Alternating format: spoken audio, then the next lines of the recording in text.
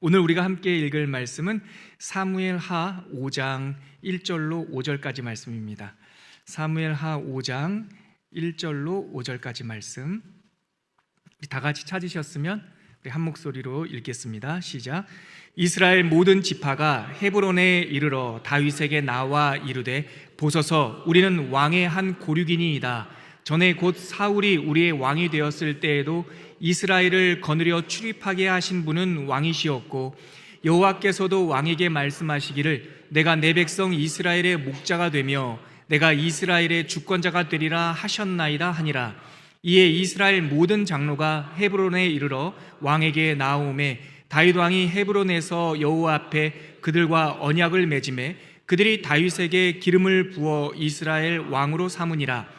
다윗이 나이가 30세에 왕위에 올라 40년 동안 다스렸으되 헤브론에서 7년 6개월 동안 유다를 다스렸고 예루살렘에서 33년 동안 온 이스라엘과 유다를 다스렸더라. 아멘.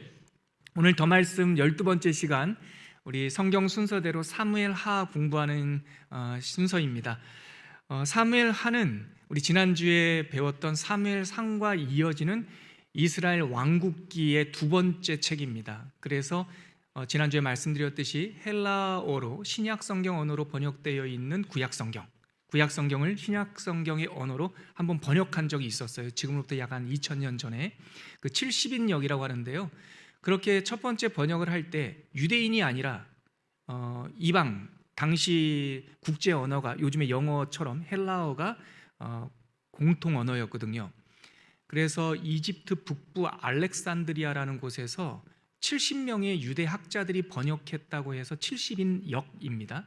그 성경은 이스라엘 사람들이 유대 문화를 잘 모르는 낯선 이방인들도 이스라엘 역사, 하나님께서 관여하셨던 역사를 우리가 접근할 수 있도록, 알 수 있도록 이 왕국기를 제1왕국기, 제2왕국기, 제3, 제4왕국기 이렇게 부른다고 했지 않습니까? 사무엘하는 그렇게 연대기적인 왕국기 속에서 두 번째 책, 제2왕국기입니다. 지난주에 한번 우리가 예습했지만 사무엘하의 핵심 인물은 다윗입니다. 그래서 오늘 우리가 나눠드린 강의한 첫 번째 페이지를 보시면 사무엘하, 오늘 제가 제목을 다윗왕국 40년이라고 제목을 달았는데요. 이 사무엘하는 꼭 딱 40년, BC 1011년에서 971년까지, 그렇죠? 딱 40년, 40년의 역사를 다루는 기간이 이 사무엘하입니다. 그래서 이 사무엘하는 24장으로 되어 있는데 전체적인 구성을 보면 1부, 2부 두 개로 나눌 수가 있어요. 그래서 1부가 다윗의 승리, 2부가 다윗의 실패입니다. 그래서 여러분 1왕국기 사무엘상부터 4왕국기 열왕기 하까지 이 네 권의 성경 중에서 어쩌면 플롯, 이야기의 구조가 가장 단순한 책이 사무엘하예요. 시간도 가장 짧고요. 소위 흔히 하는 말로 딱 떨어지는 성경책입니다. 그래서 1부는 다윗이 승리하는 이야기, 2부는 그 정점에서 다윗이 저물어가는 이야기예요. 그래서 사무엘하를 읽으면 한 사람이 하나님 앞에 어떻게 성장하고 열매를 거두며 또 다소 쓸쓸한 맛이 있지만 그가 그의 영광의 자리에서 어떻게 내려오는가, 그래서 내리막길도 우리가 보게 돼요. 모든 사람들은 내리막길이 있습니다. 하나님께서 사람을 쓰실 때 제가 언제 그 글을 여러분들 앞에 읽을지 모르겠지만 제가 은퇴할 날을 생각하면서 써놓은 글이 있거든요. 언제 누구든지 죄송합니다. 먼 얘기를 이렇게 말씀드려서. 그러나 은퇴한 날을 이렇게 생각하면서 비교적 생각이 총명할 때 지금 제가 써놓은 글이 있어요. 그 첫 문장이 대략 이렇습니다. 언제나 하나님은 사람을 한때 쓰십니다. 한때 쓰시고 내려올 때가 있습니다. 그리고 블러블러 내용이 있다가 지금까지 이렇게 인도하신 하나님께 찬양하고 저는 이제 무대 아래로 내려갑니다. 뭐 이런 글을 하나 정말 쓸 수 있을지 없을지 모르겠지만 그런 글을 써놨습니다. 그때 저에게 그런 글을 쓰게 했던 동기가 하나님께서는 누구나 한때 쓰임 받는다라고 하는 인사이트가 있어서 미리 써놨어요.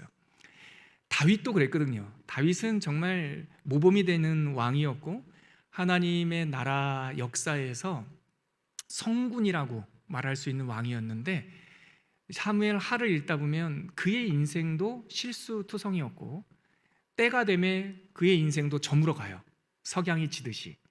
그런데 그 쓸쓸한 한 사람의 시간을 그저 떨어지고 있는 고도로만 설명하지 말고, 어차피 다 떨어질 테니까, 근데 그 떨어짐이 얼마나 아름다울 수 있을까, 얼마나 붉게 물들일 수 있을까.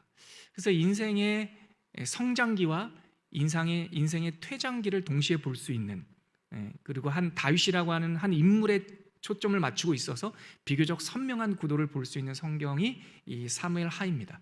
우리가 지금 이제 아직 시작하지 않았는데 사무엘 하를 읽다 보면 그 다윗이라는 사람에게 우리를 한번 대입해 보세요. 다윗이라는 사람에다가 저희들의 이름을 넣으면서 거기서 내 배역을 한번 찾아보세요.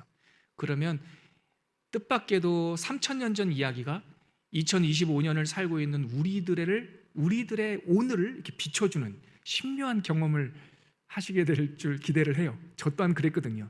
다윗 이야기를 읽다가 때로는 이런 모습 저런 모습, 오늘의 나 자신을 거울에 비춰지더라고요. 은혜가 있고 또 재미있고 또 배움과 지혜를 얻는 사무엘 하가 되기를 바랍니다. 그래서 목차를 보면은요, 제가 1페이지에 다시 말씀드리겠지만 다윗의 승리, 다윗의 실패 이렇게 2부로 나눌 때 그 소중단락도 세 개로 제가 나눠봤어요. 다윗의 승리도 세 가지 장면이에요. 정치적으로 승리를 합니다. 그리고 신앙적으로도 승리를 하고요. 군사가 뭐라고 해야 될까요? 외교적으로. 그때 고대 사회에서는 외교에서 실제 전쟁도 빈번했기 때문에 군사적으로 승리하는 이야기가 이렇게 세 마디로 나눠볼 수 있고요. 다윗의 실패도 연관성이 있어요. 개인이 한번 실패합니다. 우리가 잘 알고 있는 그 밧세바 사건이에요. 개인이 한번 실족하고 나니까 그 개인의 실수가 가족에게 흉터가 됩니다. 그리고 왕, 특별히 리더의 무지, 리더의 실수는 그 사회 전반적인 부분에 영향을 미친다는 것도 우리가 배우게 돼요. 그래서 우리가 리더 자리에 오르는 것도 사모하는데요, 사실 그 리더 자리라고 하는 것은 막중한 공적 책임이 따른다는 것도 우리가 배우게 되죠. 그래서 개인적인 재난, 가족적인 재난, 국가적인 재난으로 확대되는 모습을 우리가 사무엘 하를 통해서 볼 수 있습니다. 그럼 본론으로 한번 들어가 볼게요. 강의 한 1페이지를 한번 보시죠. 그리고 방금 읽었던, 저희가 함께 읽었던 사무엘 하 5장 1절로 5절까지 내용, 그 말씀 한번 설명드려야 되겠네요. 방금 우리가 사무엘 하의 하이라이트 본문처럼 읽었던 그것은 다윗이 이스라엘 12지파 전체의 왕으로 등극하는 순간입니다. 근데 다윗은요, 참 재밌게도 왕 즉위식을 두 번 해요. 먼저 유다 지파의 왕으로 먼저 한번 추대되고요. 그리고 7년 반 후에, 연도로는 5년쯤 후에 전체 지파의 왕으로 추대가 되고요.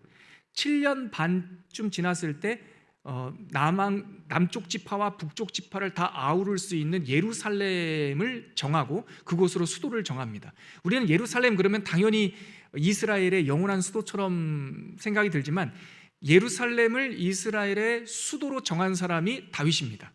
그 전까지는 여기가 아니었어요. 각 지파별로 마하나임, 헤브론, 중심지가 따로 있었죠. 근데 다윗이 예루살렘을 그 지파에게서 뺏어서 정복해서 그 신도시처럼 국가의 수도로 정하는, 그래서 남쪽과 북쪽의 중간쯤에 딱 있는 도시를 정하죠. 그것이 바로 오늘 우리가 읽었던 5장 1절로 5절까지 모든 지파의 왕으로 등극하는 장면이었습니다. 그럼 강의한 한번 가볼게요. 강의한 첫 번째 있는 단락, 우리가 집중도 할 겸 첫 번째 단락을 한번 같이 읽어볼까요? 함께 읽겠습니다. 시작. 사울이 전사한 후 유다 지파는 같은 출신인 다윗을 왕으로 추대합니다. 하지만 나머지 지파는 사울의 막내 아들 이스보셋을 왕위에 올리면서 남과 북은 약 7년간 분열된 채 대치하는 상황이 이어졌습니다. 때가 참에 북쪽에서 예기치 못한 정변이 일어났고 그 혼란 속에서 남과 북은 다윗을 중심으로 자연스럽게 다시 통일이 됩니다. 제2왕국기 사무엘 하는 본격적인 이스라엘 통일 왕국기에 대한 기록입니다. 그 기간은 사울의 전사부터 다윗의 말년까지 꼭 40년의 시간을 다루고 있습니다. 제가 서론으로 설명드렸던 내용을 지금 문장으로 요약하고 있습니다. 사무엘상 마지막 31장은 사울 왕이 불행했던, 참 안타까웠던 사울 왕의 전사 장면으로 제1왕국기가 마무리가 되죠. 그 전장터를 우리는 길보아산 전쟁이라고 말합니다. 상대 대적은 블레셋이었죠. 그 길보아산 전쟁이 참 서글픈 까닭은 사울과 병사들의 패배뿐만 아니라 사울의 아들들도 한날에 다 같이 전사한다는 거예요. 특별히 다윗과 깊은 우정을 나누었던 요나단, 다윗이 아마도 요나단이 나이가 좀 많았던 것 같아요, 다윗보다. 그래서 형님이 먼저 왕이 되셔야죠 하자 요나단은 아는 거예요. 아니요, 그대, 내 친구 다윗이 왕이 될 거고 내가 그 다음이 될 겁니다 말했던 그 깊은 우정, 참 현명했던 요나단도 아버지와 함께 길보아산에서 전사하죠. 요나단뿐만 아니라 성인 되었던 모든 아들이 다 죽습니다. 그래서 비보가 전해졌죠. 이 시글락이라고 하는 작은 성에 머물고 있던 다윗에게 왕과 왕의 왕자들이 한날에 다 전사했습니다라고 하는 비보가 전해지자 다윗은 함께 활의 노래라고 하는 슬픈 시를 지어서 애통하고 애곡하고, 그러자 갑자기 국가의 리더십 공백기가 생긴 거 아니에요. 그리고 사울이 그의 통치 기간 40년 동안 절반 정도는 제정신이 아니었거든요. 다윗 쫓아다니고 정말 허무하게 보내지 않습니까? 그래서 리더십의 공백이 사울이 죽기 전부터 있었다고 봐야 되는 거예요. 그렇게 실질적으로 왕과 왕자들이 전사하고 나니까 유다 지파들이 소문으로 계속 알고 있던, 세력이 점점 강해지고 있던 다윗을 그들의 왕으로 추대를 합니다. 그랬더니 나머지 10지파, 다윗, 유다 지파와 베냐민 지파가 추대를 하고요, 나머지 10지파가 다윗보다는 그래도 살아있는 어린 왕자, 전장에 나가지 않았던 이스보셋이라고 하는 왕자를 추대해서 자연스럽게 남과 북이 이렇게 분열이 되는 거죠.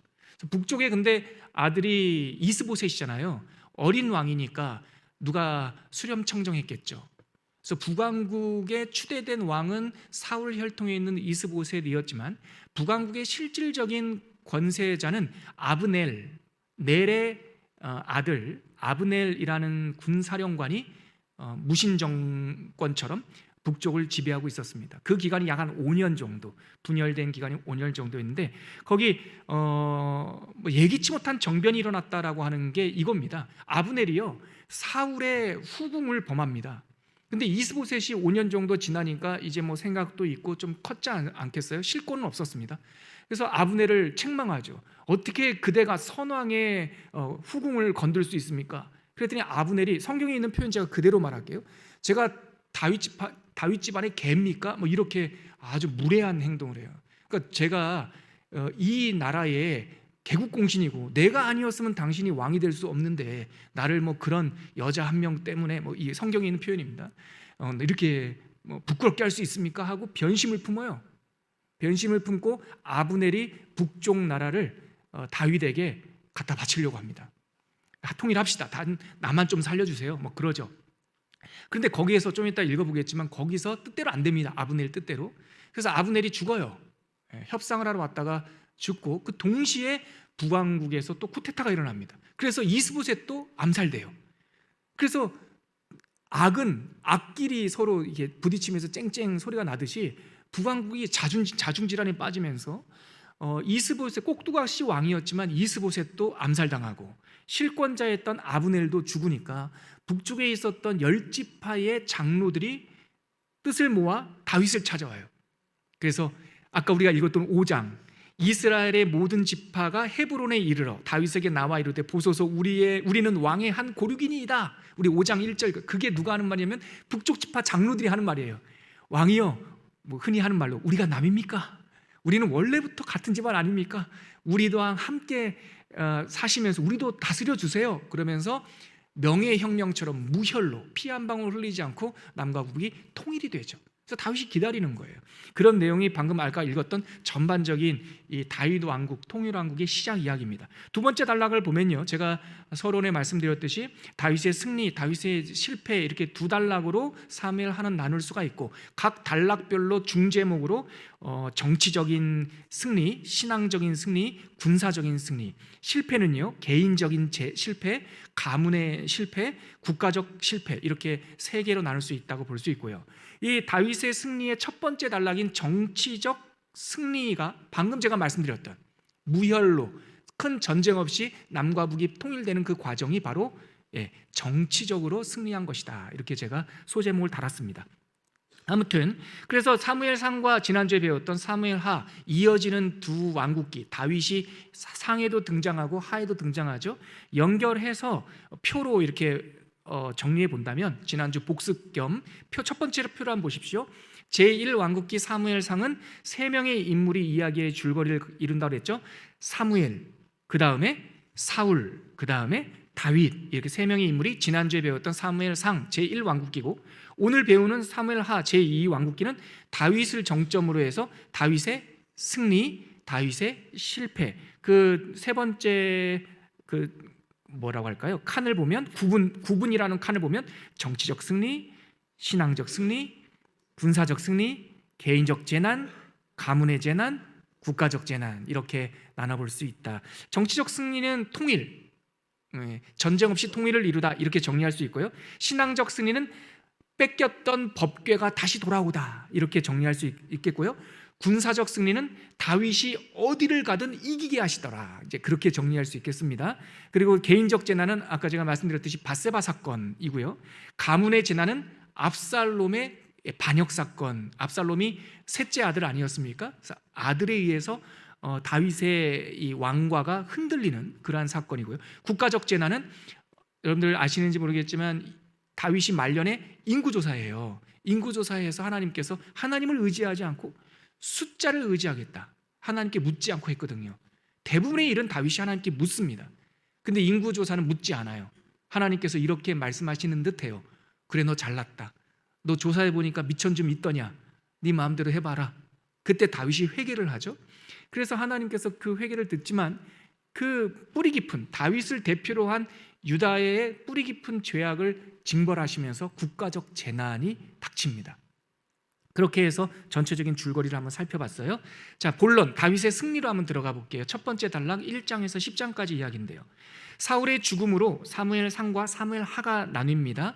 사무엘하의 중심 인물은 다윗입니다. 성경은 줄곧 다윗에게만 초점을 맞추고 있고요. 사무엘하에서 이 부분은 밑줄을 치시면 좋을 것 같아요. 사무엘하가 강조하는 중심 주제는 하나님과의 동행입니다. 하나님과의 동행. 지난주 다윗을 설명할 때 하나님 마음에 합한 사람이라고 말씀을 드렸죠. 그 하나님의 마음에 합했다라는 말을 동사로 표현한다면 동행하다, 동행하다, 그렇게 볼 수 있습니다. 다윗의 삶에 두드러지는 특징은 그가 하나님의 마음에 맞는 사람이었다. 지난주 살펴봤던 사도행전 13장 22절, 제가 한번 자막도 보여주실 수 있을까요? 사도행전 13장 22절, 자막이 나왔네요. 같이 한번 읽어볼게요. 시작. 패하시고 다윗을 왕으로 세우시고 증언하여 이르시되 내가 이새의 아들 다윗을 만나니 내 마음에 맞는 사람이라 내 뜻을 다 이루리라 하시더라. 바로 이 말씀이 사무엘상에 있는 말씀을 인용한 거예요. 전도할 때 이 다윗의 하나님의 마음에 합한 다윗의 후손에서 예수가 나왔다라고 하는 이 구속사적인 이야기가 이어지는 23절에 계속 연결되어 있죠. 이렇게 하나님의 마음에 합한 다윗에게 계속 초점을 맞추고 있죠. 이 점은 다윗의 하나님의 마음에 합했다라고 하는 이 점은 그의 삶과 왕국의 정당성을 가늠하는 시금석이었어요. 순도를 가늠한다고요. 다윗이 잘 살고 있냐, 살지 못하냐, 뭘로 판단한다고요? 하나님과 동행하느냐, 그리고 그 동행하는 발걸음이 여호와의 마음에 합한 것이었냐, 하나님의 뜻에 맞는 것이었냐, 이것이 다윗의 삶이 아름답게 되는 시금석이었고, 다윗 왕국이 평화, 샬롬을 누리게 되는 시금석이 바로 동행과 하나님의 마음에 합하다라고 하는 겁니다. 그는 아무것도 없던 광야 망명 시절에도 늘 하나님께 물었죠. 다윗이 여호와께 묻자와 아뢰되, 다윗이 또 묻자와 아뢰되, 우리가 나갈까요? 말까요? 할까요? 말까요? 이런 얘기를 계속하죠. 그래서 사무엘 하에서는 기도하는 다윗에 대한 모습을 다윗이 여호와 앞에 들어가 앉아서라고 하는 표현, 굉장히 중요한 구절이라고 말씀드렸습니다. 다윗은 기도의 사람이었는데요, 제가 성경을 읽다가 깜짝 놀란 거는 다윗이 기도했다라고 하는 노골적인 표현은 한 번도 나오지 않습니다. 다윗이 기도했다라고 말은 안 나와요. 그런데 곳곳에 기도가 스며져 있어요. 그 대표적인 표현이 다윗이 여호와 앞에 들어가 앉아서라고 하는 거예요. 왜 기도했다라고 하는 단어를 쓰지 않나? 늘 기도하는 사람이었기 때문에 그래요. 늘 그 기도가 그의 삶의 일부분, 언어의 일부분이었기 때문에 다윗은 기도 자체가 그의 삶의 방식이었다는 것을 알게 되죠. 왕이 된 후에도 하나님의 뜻을 여쭙는데 소홀하지 않았어요. 근데 하나님의 뜻을 여쭙지 않으면서 그의 인생이 내리막길을 점점 걷더라고요. 여기서도 우리는 다시 한번 경각심을 갖게 되는 거예요. 우리가 잘 살 수 있는, 아름답게 살 수 있는 필수적인 요건이 뭐냐? 여호와께 묻는 삶. 물어야 돼요. 고집 피우지 말고 하던 대로 하지 말고 물으면서 해라. 그래서 제가 제 자신에게 이 부분을 적용할 때 가장 위기가 뭐냐? 노목사의 또한 저의 목회적 삶에서 가장 큰 위기는 무디어지는 거다라고 제가 말씀드렸잖아요. 그냥 당연하게 하는 거. 작년에도 했는데 올해도 그냥 하지. 그러면 하나님은 대번에 아세요. 우리 중심을 아세요. 너 좀 자신만만하다? 그래, 해봤던 거라 그 얘기지? 그러면서 그럼 한번 해볼래? 엔진이 없으면 차는 갈 수가 없잖아요. 앞에서 기관차가 없으면 기차는 움직일 수 없잖아요. 그렇죠? 그래서 다윗이 항상 여호와께 묻는 것은 그의 삶의 중심, 그의 셈의 근원을 확인하는 일이었다는 것을 알게 되죠. 하나님의 뜻에 부합했을 때 다윗과 그의 왕국은 승리했고, 하나님의 뜻에서 벗어났을 때 재난과 심판이 따라왔다. 인생의 이 리듬을 알려주는 구절이죠. 자, 우리 사무엘상 13장 14절, 아까 사도행전에 있었던 구절, 사도행전 13장에 있었던 구절이 바로 이것을 인용한 구절이에요. 자, 우리 강의 안에 있는 사무엘상 13장 14절 같이 한번 읽겠습니다. 시작. 여호와께서 왕에게 명령하신 바를 왕이 지키지 아니하였으므로 여호와께서 그의 마음에 맞는 사람을 구하여 여호와께서 그를 그의 백성의 지도자로 삼으셨느니라 하고, 이 메시지를 들은 사람은 다윗이 아니라 사울입니다. 사울이 블레셋과의 전쟁에서 실패할 때 하나님께서 엄중하게 경고한 거예요. 하나님의 마음에 합한 사람이 되어야 된다라는 거죠. 자, 정치적 승리. 정치적 승리는 제가 서론에 말씀드렸듯이 무혈로 남북이 통일되는 장면이에요. 그래서 첫 번째 단락 밑에서 세 번째 줄에 보면 사울의 사후 유다 지파에 의해 왕으로 추대된 다윗은 유다 지파의 수도인 헤브론에서 약 7년 반 정도, 7년 6개월 정도 다스렸는데, 북쪽 왕 이스보셋이 죽은 후에도 약 5년 가까이, 5년이라고도 계산할 수 있고 한 3년이라도 계산할 수 있어요. 먼 옛날이기 때문에 시간차가 좀 있습니다. 아무튼 여기서 핵심이 뭐냐면 북쪽에 정변이 일어나서 북쪽의 왕권이 공백기에도 다윗은 북쪽으로 군사를 일으키지 않았다는 사실이에요. 굉장히 중요합니다. 저 한번 보시겠어요? 이 사무엘 하를 읽으면서 초창기의 다윗의 모습을 알 수 있는 것은, 다윗은 북쪽 지파를 공격하지 않습니다. 군사들끼리로는 좀 충돌이 일어나요. 돌발적인 충돌. 근데 다윗이 군사를 일으키진 않습니다. 근데 이것이 왜 특별하냐? 다윗이 유다 지파의 왕으로 추대될 때부터 군사력으로 보나 인구로 보나 남왕국이 더 셌어요. 그래서 얼마든지 성급하게 내가 빨리 통일해야지, 나눠져 있는 걸 볼 수가 없어, 빨리 해야지 하면 전쟁을 일으켜도 서너 번이나 일으킬 수 있었고, 또한 확률적으로도 승산이 높았어요. 근데 다윗은 움직이지 않습니다. 이 중심을 사무엘상에서도 볼 수 있죠. 사울 왕이 굴에서 다윗과 만나는 경우가 2번 있지 않습니까? 그때마다 사울 왕이 발을 가리려 굴에 들어갔다라는 말인데, 그 상투적인 표현이죠. 용변 본다라고 하는 말입니다. 왕이 볼일 보기 위해서 혼자 굴에 들어갔을 때 그 굴 뒤에 어두움 속에 다윗이 있었던 거예요. 그래서 얼마든지 사울이 다윗의 손에 사로잡힐 수 있었습니다. 근데 다윗이 손을 대지 않습니다. 여호와께서 기름 부은 자를 내가 손댈 수 없다. 이 원칙이 분명한 사람이었어요. 그래서 다윗이 분열왕국 때에도 약 한 5년간 그 대치 상태가 불안정하지만 공격하지 않습니다. 더 놀라운 것은 북쪽에서 정변이 일어났는데도 불구하고 공격하지 않습니다. 기다립니다. 약 한 2년에서 3년, 끝내 기다립니다. 그랬더니 북쪽의 장로들이 직접 내려와서 통일합시다. 그렇게 통일이 되는 거예요. 전 청년 때 이 장면 읽으면서 우리나라와 우리 민족, 이 상처받은 많은 민족, 통일도 좋고 다 좋지만 또다시 이 총뿌리를 겨누는 일이 있으면 안 되겠다라고 하는 청년 때 소망이 있더라고요. 세상 정치학적, 국제 정치학적으로 보면은 한반도에서 피 한 방울, 분쟁 한 번 없이 통일된다는 게 불가능하다고 말할 거예요. 그러나 하나님께서 불쌍히 여겨주시면 불가능한 일이 되지 않겠습니까? 우리는 그 하나님의 손길을 기적이라고 말하고, 그래서 우리는 시대가 고도화되고 또 여러 가지 남북 간에 문제가 있는 거는 요즘 현실이지만 갈등도 많지만, 우리는 통일에 대한 기도, 나누어진 민족이 하나 되는 기도를 멈춤 없이 어떻게 될까? 어떻게 할까? 그건 우리 소관 아니에요. 우리 성도들은 그래도 싸움 없이, 분쟁 없이 나눠진 것들이 하나 되게 하소서라고 우리는 기도를 해야 될 것 같아요. 다윗은 그렇게 통일을 했습니다. 이 정치적인 승리라고 하는 것, 이거 바로 그 내용입니다. 2페이지 마지막 단락에 나와 있는 그 강의한 내용에 바로 그 정변이 일어나고 뜻밖의 나라가 통일되는 내용을 제가 좀 정리를 해놨습니다. 근데 여기서 조금 우리가 알아둬야 될 사람은 그 2페이지 마지막 단락 중간쯤에 동생을 잃은 요압이라는 표현 나오죠. 동생을 잃은 요압, 거기 동그라미 한번 쳐놓으세요. 이 인물을 한번 기억해 놓으셔야 됩니다. 이 인물이 나중에 다윗을 너무나 괴롭게 하는 사람입니다. 북왕국의 군사적 실권자가 아브넬이었다면 남왕국의 군사령관이 요압이었거든요. 요압이 다윗을 괴롭게 하는 사람입니다. 근데 족보로 따지면 요압은요 조카입니다. 그 요압의 어머니가 스루야라고 하는 사람인데 다윗의 이복 누이입니다. 그러니까 자기 외조카가 군사령관이었던 거죠. 스루야의 아들 장자가 요압이고요.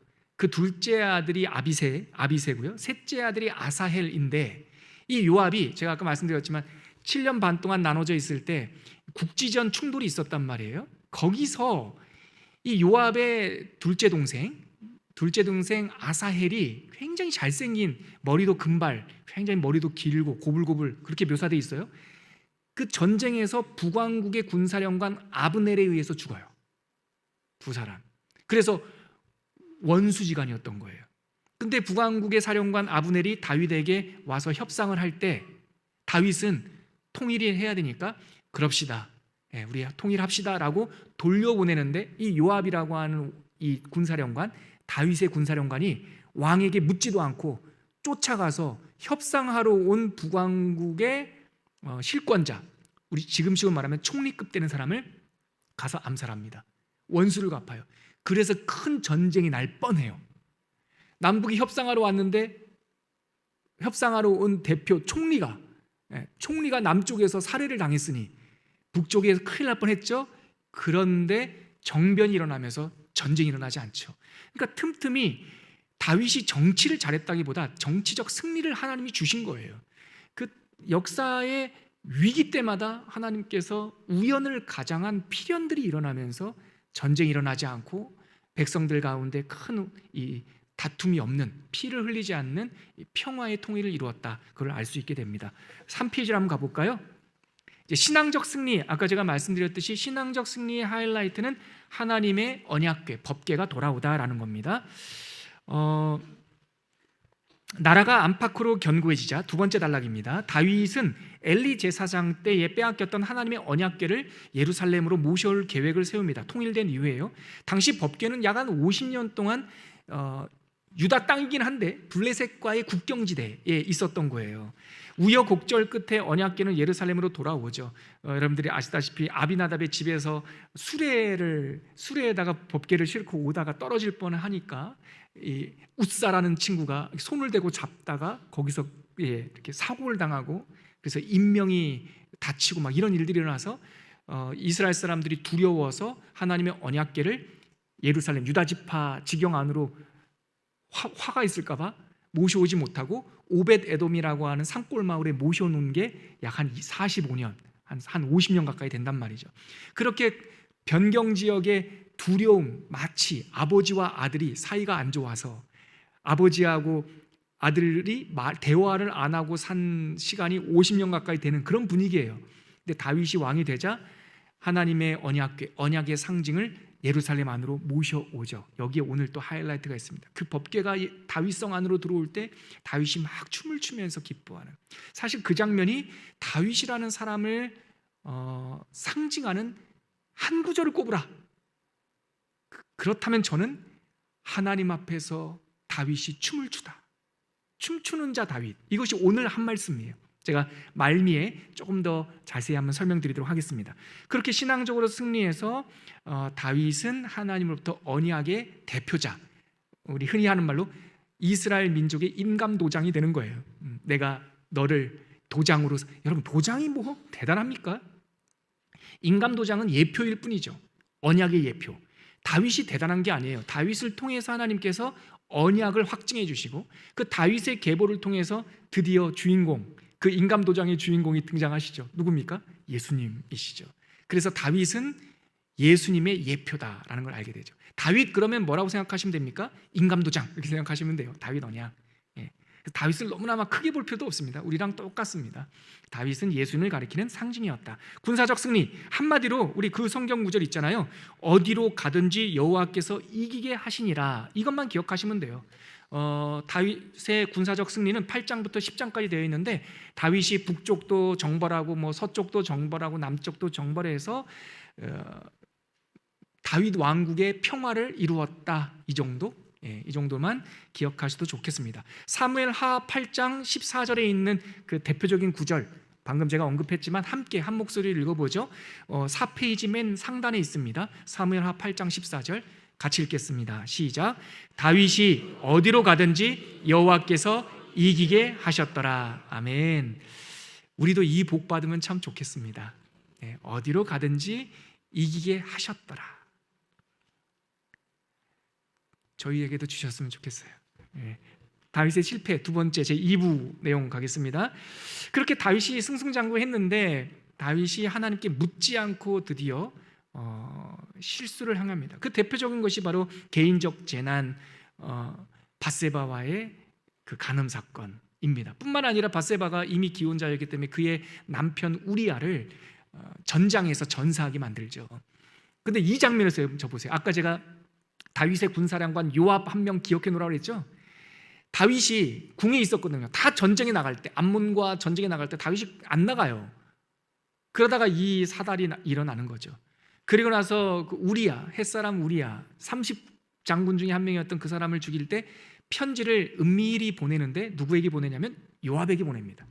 근데 요압에게 보낼 때 이 리더는요, 제가 그 정치에 관련된 책들을 좀 읽어보면 헤드 리더는요 어떤 지시사항을 분명하게 하지 않습니다.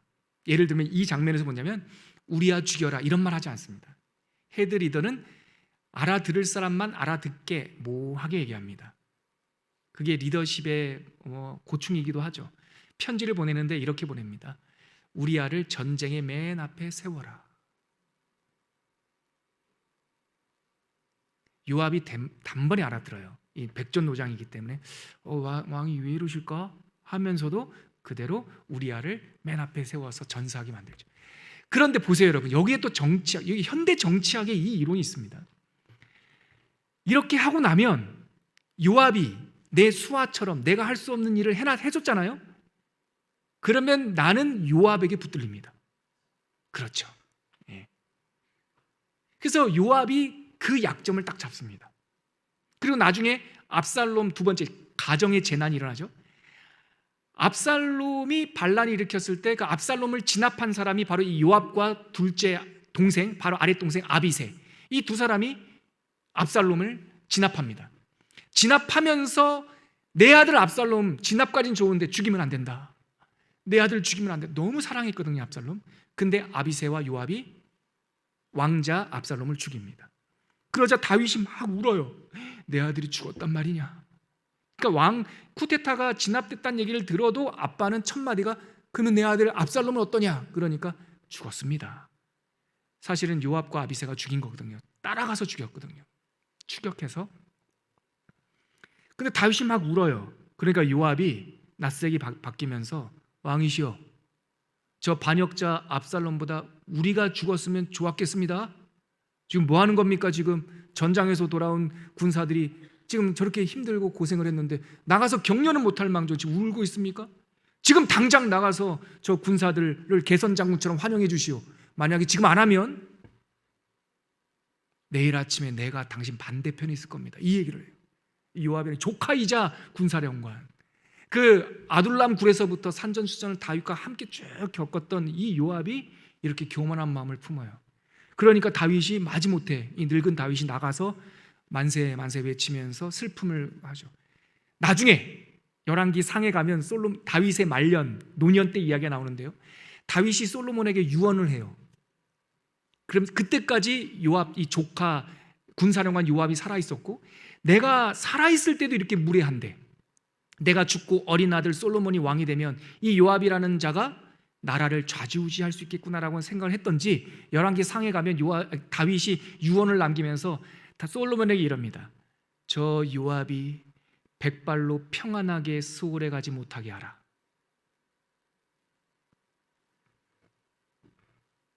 그러니까 다윗이 인간적인 면만 보면 우리가 배울 점도 있지만 우리랑 똑같아요. 겁도 많고 연약하고, 그렇습니다. 근데 그가 그 연약한 갈대와 같은 다윗을 붙잡아 주신 분이 하나님이셨죠.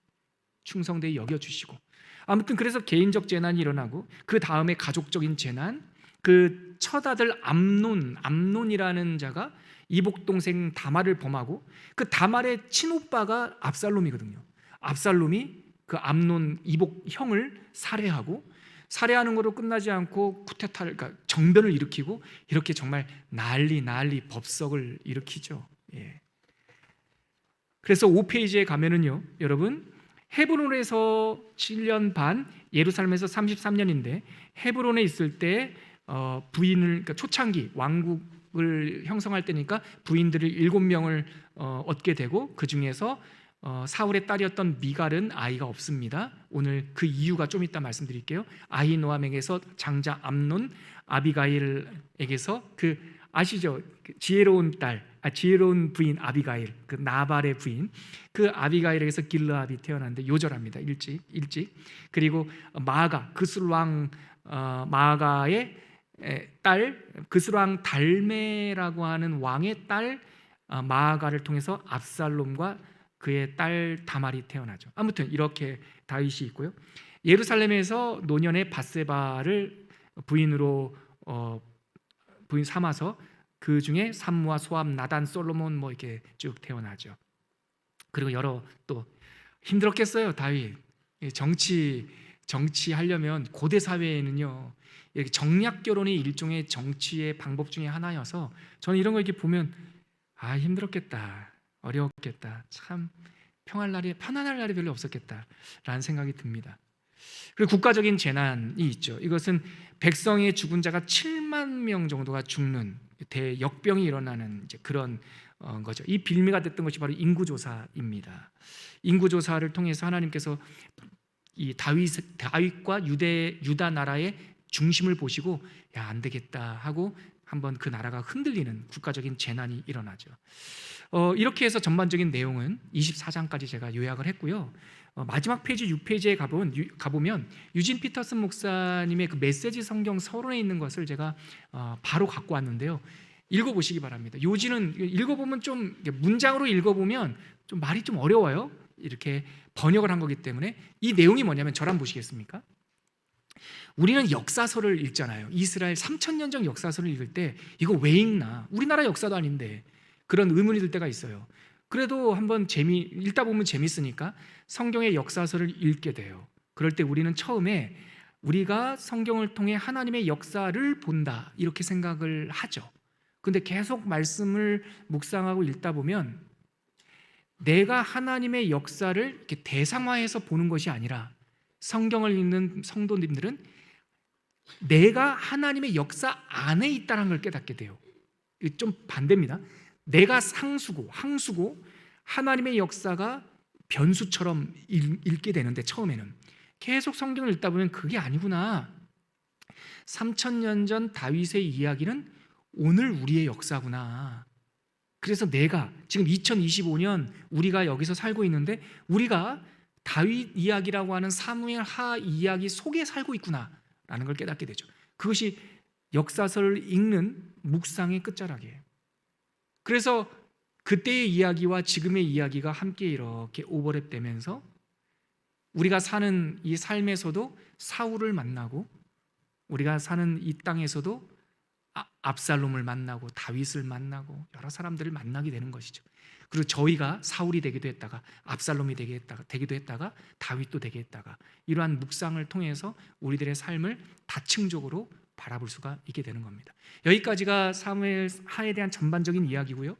우리 내용을 요약하면서 오늘 그럼 노목사에게 한 말씀, 또 여러분들에게 드리는 한 말씀, 그것은 제가 강의 중에도 말씀드렸지만 그것은 춤추는 사람 다윗이라고 하는 이 메시지, 이것이 다윗 왕국 40년을 대표하는 한 구절이다. 우리 그 구절 한번 찾아볼까요? 사무엘하 6장 21절입니다. 오늘 우리가 읽었던 5장 바로 다음 페이지인데요.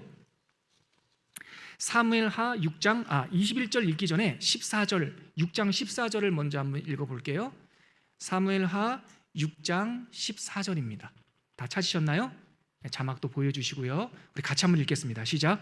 다윗이 여호와 앞에서 힘을 다하여 춤을 추는데 그때에 다윗이 배 에봇을 입었더라. 이 장면이 바로 다윗의 승리 중에 두 번째 중심을 이루는 신앙적 승리입니다. 50년 동안 적군의 손에서 유린당하고 나라의 변방에서 그 나라의 진짜 왕인 하나님께서 변방에 머물고 있었던 거예요. 차가운 냉골에. 다윗 왕궁을 조성한 후에 하나님의 법궤를 말씀 그대로 다시 고증해서 이것은 고아 지파가 어깨에 매야 되는 거구나. 수레에 실으면 안 되는구나. 요즘에 우리 민수기 아침에 나누고 있죠. 고아 지파가 어깨에 매어서 와야 된다는 것을 깨닫게 되고, 그래서 다윗이 사람들을 보내서 예배를 드리면서 법궤를 다윗 왕궁으로 모셔오죠. 그래서 그렇게 조심스럽게 모셔온 그 나라의 진짜 왕 하나님의 말씀이 다윗 왕궁 안으로 들어올 때 하나님께서 세우신 이 다윗은 마치 소년처럼 덩실덩실 막 춤을 춰요. 근데 그때 배옷을 입었다고 그랬어요. 근데 너무나 뭐라고 되어 있습니까? 14절에 여호와 앞에서 힘을 다하여 춤을 췄어요. 그러다 보니까 옷이 내려갔나 봐요. 얼마나 정말 집중해서 춤을 췄는지 옷이 내려가는지도 모르게 기뻐하고 춤췄던 거예요.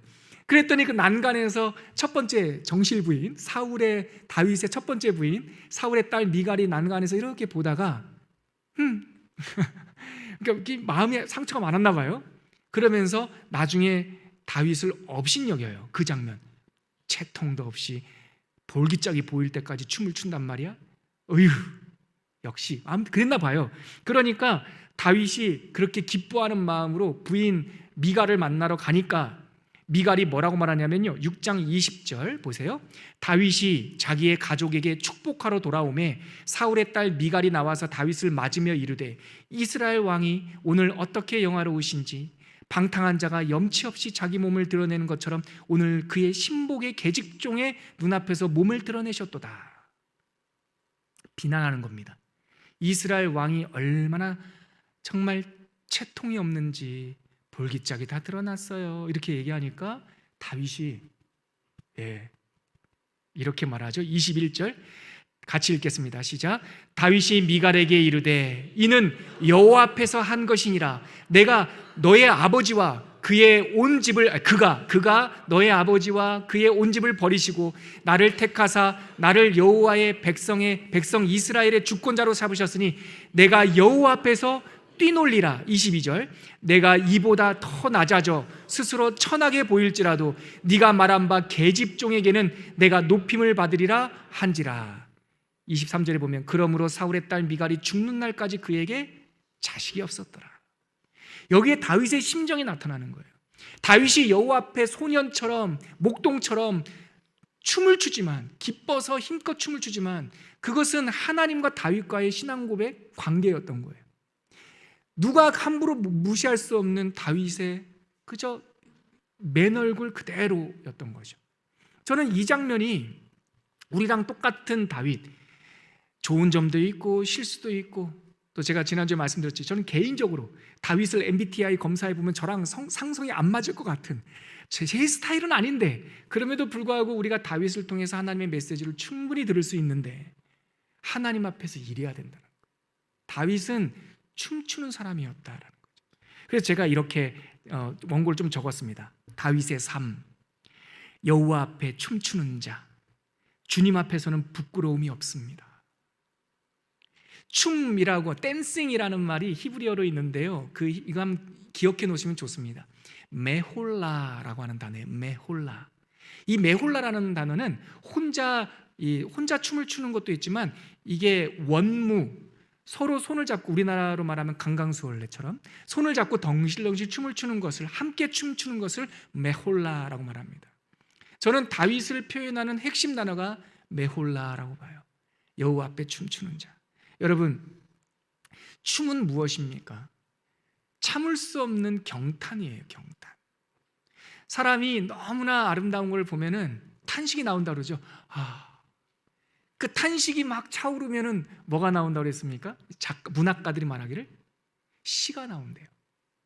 너무 멋진 거를 보면 경탄, 와 얼마나 아름다워, 저 산을 봐, 저 나무를 봐, 저 구름을 봐, 말이 이렇게 나오는, 소설처럼 말이 나오는데, 그 기쁨이 말로 다 표현할 수 없는 극진한 기쁨이 되면 작가들은 말하기를 소설을 쓰다가 더 표현할 수 없으면 시를 쓴다는 거죠. 근데요, 인류학자들이 말하기를 시를 쓰다 못하면은 그 다음에 더 주체할 수 없으면 뭐가 나와요? 노래가 나와요. 그 노래는요, 시예요. 감정을 다 표현한 시, 두려움 없이 표현한 시. 시의 미학은 절제이지만 노래와 음악은 표현이거든요. 절제된 감정을 표현하는 게 노래예요. 근데 노래하다 더 이상 참을 수 없으면 뭐가 나오는 줄 알아요? 메홀라, 춤이 나와요. 춤이 나옵니다. 이건 성경 안에서도 풀 수 있지만 인문학과 인류학에서도 풀 수 있는 거예요. 춤은 굉장히 영적인 겁니다. 춤은 다 옷을 벗는 겁니다. 배옷이 춤 앞에서 춤을 추는 사람은요, 자기의 영혼을 다 드러내는 거예요. 그래서 다윗은 어떤 사람이었나? 우리가 다윗을 통해서 배워야 될 것이 있다면 무엇인가? 춤추는 자라는 거예요. 경직됨을 내려놓고, 무거움을 내려놓고. 여러분, 율법주의자는 춤 못 춥니다. 남 미워하는 사람은 춤 못 춥니다. 이 안에 돌덩이처럼 원한이 맺힌 사람은 춤 못 춥니다. 춤을 춘다라고 하는 것은 무장해제했다는 뜻이고, 주님을 보면 참을 수가 없습니다. 즉 춤은 경탄의 최고봉이다라는 걸 알게 되죠. 두 번째, 이 장면을 통해서 제가 드리고 싶은 메시지는 춤은 하나된 맞잡음이다. 춤은요, 혼자 추지 않아요. 보시는 분이 계세요. 그래서 이 메홀라라고 하는 것은 하나님의 손을 잡고, 제가 예전에 말씀드렸듯이 하나님의 발등 위에서 함께 춤을 댄싱을 하는 거죠. 하나님께, 제가 딸 어렸을 때 그 얘기했잖아요. 어렸을 때 딸 아이와 저와의 사인이 있었는데 찡까찡까. 그건 뭐 표준어는 아닙니다. 우리끼리 아는 비밀입니다. 딸 아이가 어렸을 때 아빠 찡까찡까 그러면은 제가 뭔 줄 압니다. 어린 딸을 제 발등에 올려놓고 손을 잡고 이렇게 찡까찡까 하면서 춤을 추는 겁니다. 그럼 아이가 너무 이뻐하는 거죠. 즐거워하는 거죠. 바로 다윗의 메홀라는 하나님의 손을 맞잡고 하나님의 발등 위에 올라가는, 그래서 주님 앞에서는 부끄러움이 없습니다. 이것이 춤의 의미였어요. 마지막 하나만 더요. 춤은 함께 하나됩니다 라고 제가 정의를 했어요. 이 메홀라라는 뜻이 원무라고 말씀드렸죠. 나 혼자 춤을 시작하지만 나중에는 다 같이 손을 잡고 덩실덩실 하는 거예요. 이것이 다윗의, 제가 다윗 사무엘 하를 읽으면서 묵상한 다윗의 인생이었고, 그의 왕국 40년을 한마디로 말하라, 아까 읽었던 사무엘하 6장 21, 22절 한 단어로 말하라, 메홀라, 춤. 한 문장, 다윗은 여호와 앞에 춤추는 자이다 라고 하는 거죠. 저는 이 기쁨이 우리들에게도 있었으면 좋겠고, 우리 초원교회가, 한국교회가 경직성을 딱 내려놓고 두려움도 내려놓고 맺힌 것도 다 풀리면서 하나님 앞에 춤추는 교회, 춤추는 성도님들이 되시기를, 또한 되기를 진심으로 바랍니다. 오늘 우리가 사무엘하를 마치면서 함께 기도처럼 드릴 찬양은 내 삶은 주의 것이라고 하는 찬양입니다. 우리 가사 생각하시면서 오늘 다윗의 이야기도 생각하면서 하나님께 고백하겠습니다.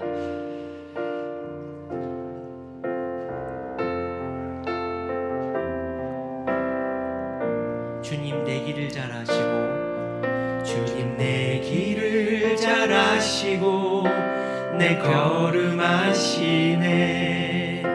어둠에서 빛을 내시는 그분을 믿네. 무엇으로 주를 섬길지, 어디로 가야 할지, 헤매이는 나를 아시고 길을 여시네. 주님 내 길을 잘 아시고, 내 걸음 아시네. 어둠에서 빛을 내시는 그분을 믿네. 무엇으로 주를 섬길지, 어디로 가야 할지, 헤매이는 나를 아시고 길을 여시네. 내 삶은 주의 것, 내 삶은 주의 것, 내 삶은 주의 것. 온전한 신뢰를 주께 드리네. 보이지 않아도 믿음으로 걷네. 주 영광 바라보며 주만 따르네. 내 삶은 주의 것, 내 삶은 주의 것, 내 삶은 주의 것. 온전한 신뢰를 주께 드리네. 보이지 않아도 믿음으로 걷네. 주 영광 바라보며 주만 따르네. 이 시간 함께 기도하겠습니다. 여호와 앞에 춤추는 사람, 사무엘하를 한마디로 말한다면 저는 그렇게 표현하고 싶습니다. 우리도 이 다윗의 삶을 생각하면서 하나님 앞에 시가 있게 하시고 노래가 있게 하시고 또 무거운 것들 다 내려놓고 춤추는 인생이 되게 하여 주시옵소서. 맺힌 것 없게, 어려운 것 없게, 미워하는 것 없게, 그렇게 하나님과 함께 발등에서 춤추는 아들과 딸 되게 하여 주옵소서. 우리 그렇게 한번 기도하도록 하겠습니다. 하나님 아버지, 감사합니다. 다윗이 하나님 앞에서 힘을 다해서 춤추고 기쁨으로 뛰어놀았습니다. 우리들의 삶이 그러한 삶이 되기를 소망합니다. 하나님, 세상에서 만만한 순간 한순간도 없지만 우리가 어려운 문제를 풀면은 그것이 우리의 능력이 되고 승리가 되고 열매가 될 줄 믿습니다. 하나님, 우리의 현실의 삶을 다윗에게 함께 하셨던 하나님의 능력과 지혜를 덧입어 풀어가게 하여 주시옵시고 그 열매로 영광 돌리게 하시고 하나님 앞에 기쁨의 잔치를 열 수 있는 우리 인생이 되게 하여 주옵소서. 초원교회 그렇게 축복하여 주시고 인천 땅을 그렇게 사람 살 곳 되게 하시고 하나님 6만 개의 대한민국 교회와 열방의 모든 성도들이 하나님 앞에 다윗처럼 춤을 출 수 있는 복된 성도들 되게 하여 주시옵소서. 다윗이 하나님의 언약궤를 보며 힘을 다하여 춤을 췄던 모습, 그의 모습이 귀뚱거리게도 보이고 또 완벽한 춤꾼처럼 연습한 건 아닐지라도 기쁨을 표현하는 것에서는 조금도 부족함이 없었습니다. 우리들의 삶도 그처럼 되기를 소망합니다. 각자의 분깃대로 최선을 다해 살게 하시고 정말 이 답답한, 그래서 어둠이 있는 열심이 아니라 기쁨과 감사가 있는 열심과 인생이 될 수 있도록 우리의 손을 맞잡아 주시옵소서. 그렇게 해주실 줄 믿사오며 우리의 대장 되시는 예수님의 이름으로 기도합니다. 아멘.